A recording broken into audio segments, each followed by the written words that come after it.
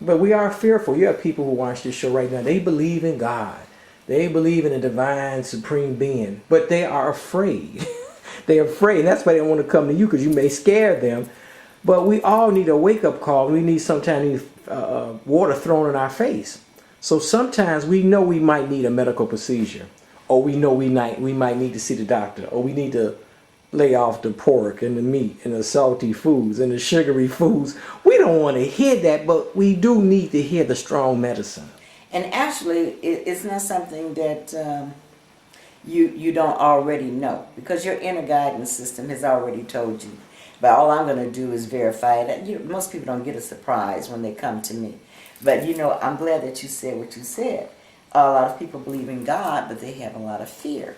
But now is the time to recognize that the Spirit of God lives in you. I don't care what religion you are, Christian, Jewish, if you're in an indigenous tradition, you recognize that God is all there is, and God fills all time and all space. And we are now moving out of this dimension and this time that we're in and moving into a new one. And this is a cleansing time. You see all these things happening right now on the planet? The earth is cleansing itself, and it's time for us to cleanse ourselves. They say as it is within, so it is without. We're seeing the upheaval of the earth from within. She's cleansing herself. We also need to cleanse ourselves as within our consciousness, so it will be in our experience. As it is above, so it is below. As it is within, so it is without. We have a timetable that has been given us by several traditions. Whether this is an exact thing or not, I don't know. The Bible says no man knows the day or the hour. But we do know that an age lasts generally 26,000 years, and we're getting ready to go into a new age. The Hopi Indians and the Mayans have predicted it as December 21st, 2012, which gives us about, if we start in May, at the festival of Wesak, the Buddhist festival. If we start in May, at that festival, we will have approximately 80 weeks to get our act together. And in 80 weeks, if we can't do it, how are we going to bring in this new system? Is it going to be catalytic, or is it going to be peaceful? It's up to us. The choice is always ours.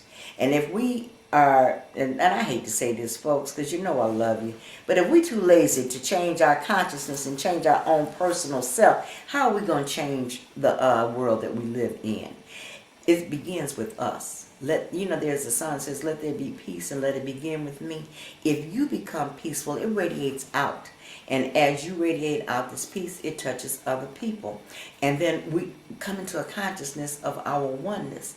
And we can be and do the wonderful things that we want to have. But as long as we got that crab mentality and that laziness, and we don't want to change ourselves, and we're all about ego, what can we expect in the new system? You got to wake up. Time is at hand right now. That's all well and good, but most of us, including me, and I assume a lot of the viewers, we want something for nothing.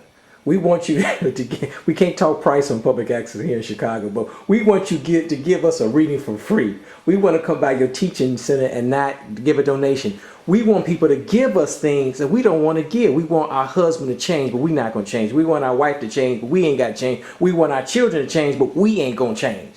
That's why people live in perpetual poverty, because they want to receive and not give. The universe isn't built like that. You have to give in order to receive.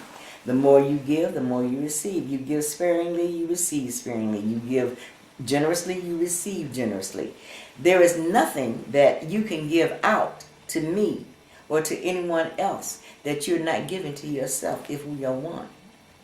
We on the south side of Chicago, and the south side, like many urban areas, they're full of churches. But it's a paradox, though. Where the neighborhoods are full of churches have the most crime, destabilization, and of course lack this, we lack that, and we lack this. So what is it? Is it the church? Is it the Bible? Or we just don't believe the wisdom of the Bible?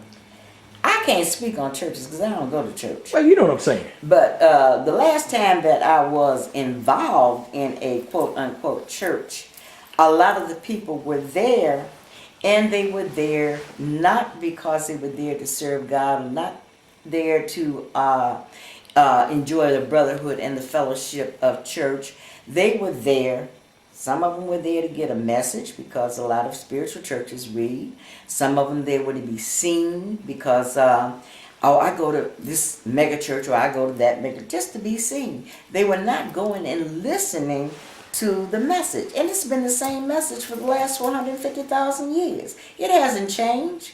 Love God with your whole heart, soul, mind, and body. Love your neighbor as yourself. Same message. Every major religion has taught the same message, the golden rule. Treat people like you want to be treated. But we are this generation, the last generation, and the one before that, and the one before that, has always been self-absorbed and self-centered. When we come out of self, the little self, and come into recognition of our higher self, it'll be a different story. Now, if you come to my center, which is a learning center, we're there to learn. We're not there to jump and shout and do all the praise dance. And we're there to learn how to live and how to have life, and that life more abundantly, how to have peace of mind, and how to be of service to others, so that we are not just taking space on this planet. We're doing something. But you have to believe the word. You know, you can read If you the Bible. hear it, you can believe You it. can read the Bible and the Holy Quran and the teachings of Buddha and so on and so forth. But if you really don't believe it, Repetition brings about belief. it does. It does. You keep hearing something often enough, you believe it. That's why people live up to or live down to what's being said to them. You keep telling a child he's stupid, he believes it. You tell somebody they're handsome, they get the big head. That's sure true. That's Okay. it. No, but how do we let go of that ego? I mean, Mark, it's a job. I know what the old folks. I'm actually the old folks in the good old days. They would say, ego means edging God Edging out. God out. And it still means that. But we having an ego. Like I said, I'm well into my 40s, late 40s, and I still get mad when people criticize me. I still worry about what people think. Remember that you let me look at the movie the Secret, and one of the presenters at the end of the movie said, this guy with an Italian name, Martini or something like that. He said, when the opinions on the outside, opinions on the inside matter more than opinions on the outside, you have mastered your life. Yeah. Well, when you get that point, it's time to leave here. You don't need to be here any longer. This is a learning school. We're here on this planet to learn, sweetie. And when you have mastered ego, and you're no longer, Jesus said by many times, I'm bound to carnal life. So when you've mastered all of that, it's time to go. So as long as you're still dealing with higher self and lower self, you're doing well. So we shouldn't get caught up in being perfect, perfection. We are perfect inwardly. We're not perfect, quote unquote, outwardly. What is that? What was that saying? When you reach self-realization, before actualization, you chop wood and do what? Yeah, you draw water before enlightenment. You draw water and chop wood. Yeah. Afterwards, you draw water, chop good wood. That's all it is. Things cease to bother you as much. They never cease to stop bothering you, but they cease to bother you as much. I will admit that I sometimes am bothered by criticism. I admit that, but it's not like it used to be. A few 24 hours ago, it was a lot worse than it is now. But as we grow in consciousness, we learn to let some things roll off us like water off a duck's back. And I don't care who you are. You can be self-actualized, you can be Sai Baba, you can be the Pope. If you're in a human form, you still have human qualities and attributes. But you are endeavoring to allow them to be less and the God and the divinity within you to be more.